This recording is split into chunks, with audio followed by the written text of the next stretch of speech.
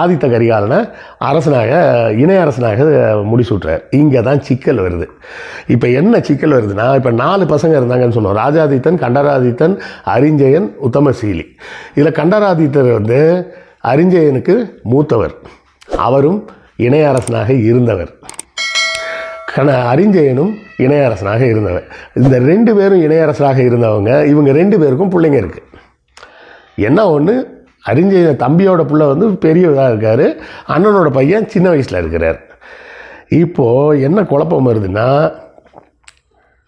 தனக்கு பிறகு, அதாவது சுந்தர சோழர் தனக்கு பிறகு இணையரசனாக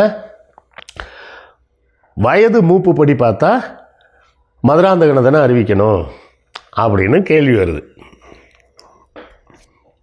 அதாவது உத்தம சோழனை அறிவிக்கணும், கண்டராதித்தனோட மகன் உத்தம சோழனை தானே அறிவிக்கணும் அப்படின்ற இடத்துல தான் கன்ஃபியூஸ் வருது. அதுக்கு பதிலாக தன்னுடைய சொந்த மகனாகிய அண்ணன் மகனை அறிவிக்காமல் தன்னுடைய சொந்த மகனாகிய அண்ணன் மகன் கூட இல்லை, தன் பெரியப்பாவின் மகனாகிய இவரை உத்தம சோழனை அறிவிக்காமல், உத்தம சோழன் வந்து சுந்தர சோழருக்கு தம்பி முறை வருவார், அவரை அறிவிக்காமல் தன்னுடைய மகனை அறிவிச்சிட்டாரு அப்படின்றது ஒரு குழப்பத்தில் இங்கே நிற்கிது.